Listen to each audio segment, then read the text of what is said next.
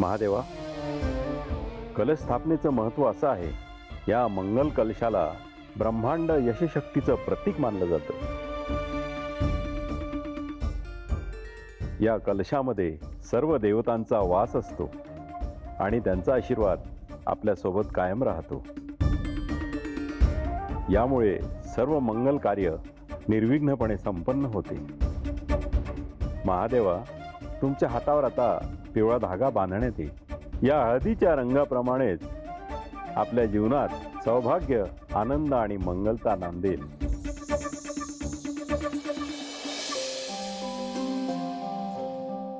महादेवा, हा धागा आपण बांधूया.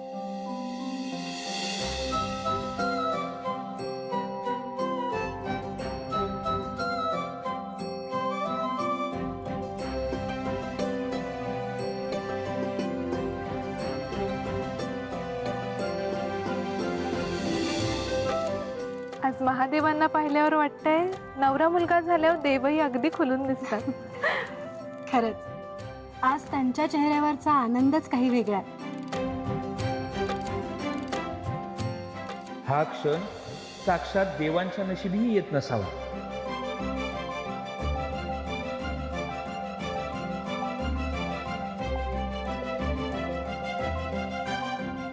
नारायण.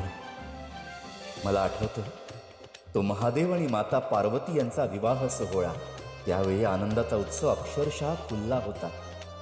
प्रत्येक विधीसोबत नात्यांचे धागे अजून घट्ट होत होते आणि प्रत्येक मंत्रासोबत मन अधिक जवळ येत होती. प्रत्येकाच्या डोळ्यात एकच भावना होती की हा क्षण कधीच संपू नये. आणि आज पुन्हा अगदी तसंच वाटतंय. जणू काळानं एक सुंदर आठवण पुन्हा नव्याने जगण्याची संधी दिली आहे. नारायण नारायण नारायण नारायण.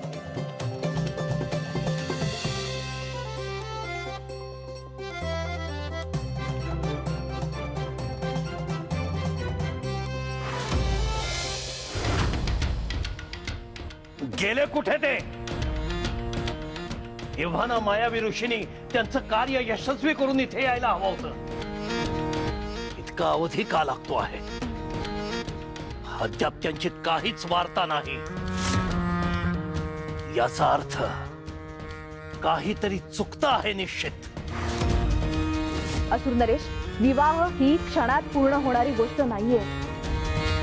त्याच्यामध्ये अनेक विधी असतात आणि प्रत्येक विधीची स्वतःची एक वेळ असते.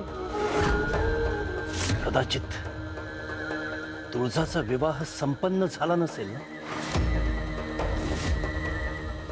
असुर नरेश, ते शक्य नाही. कारण हा विवाह जर का संपन्न झाला असता तर याचे संकेत संपूर्ण सृष्टीने दिले असते.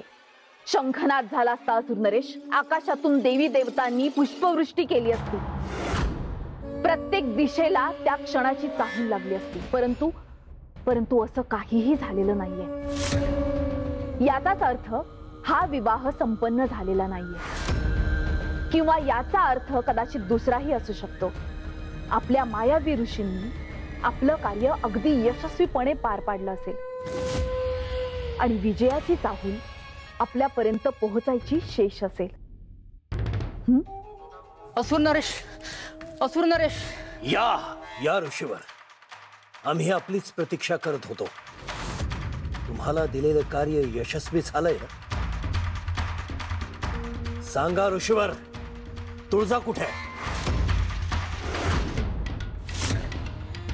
असुर नरेश, तुळजाला अंकित करण्याची योजना यशस्वी करण्यासाठी आम्हाला वाड्यापर्यंत पोहोचणं आवश्यक होतं.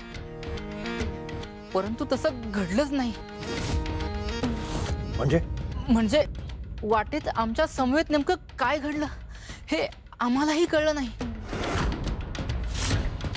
एका क्षणात एका अज्ञात शक्तीने आम्हाला जखडलं आणि आम्ही पाषाणात रूपांतरित झालो.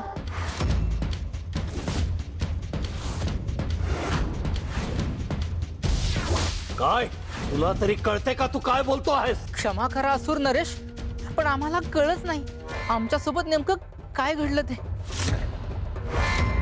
एका क्षणी आम्ही पुढे चाललो होतो आणि दुसऱ्या क्षणी आम्ही स्वतःला पाषाण रूपात अडकलेलं पाहिलं. काय? आणि अधिक विचित्र गोष्ट म्हणजे जेव्हा पुन्हा मनुष्य रूप प्राप्त झालं आणि आम्ही तुळजाच्या महालाकडे निघालो तेव्हा तेव्हा पुन्हा एकदा आमचं पाषाणात रूपांतर झालं.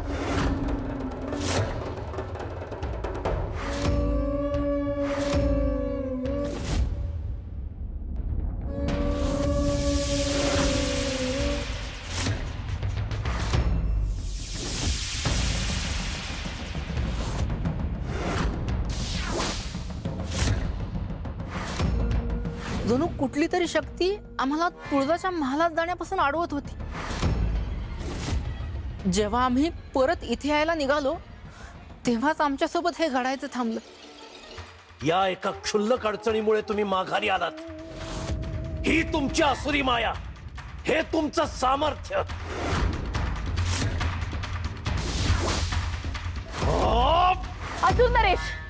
अजून नरेश थांबा. यामध्ये त्यांची काहीही चूक नाहीये. हे सगळं जे काही झालं आहे नक्कीच कोणत्या तरी शक्तिशाली दैवी शक्तीने या कार्यामध्ये आडकाठी केली. कारण हे साध्या सुध्या शक्तीचं काम नव्हे. परंतु खरंच जर का हे त्यांच्या विवाहाच्या रक्षणासाठी केलं असेल तर तो विवाह अजून पार का पडला नाही.